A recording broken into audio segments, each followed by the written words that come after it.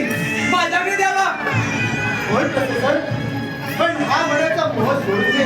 या मण्यासाठी कित्येकांची कीर्ती भ्रमण झाले आहे. दादाश्री, त्या मण्याची व माझी रक्षण करण्यास मी समर्थ आहे. बंधुराज, मी हा मणी देण्यास तुला तयार आहे. तसा परत घेऊन ये. ठीक आहे दादाश्री, मी हा मणी पराजित करून शिकारीसाठी जात आहे.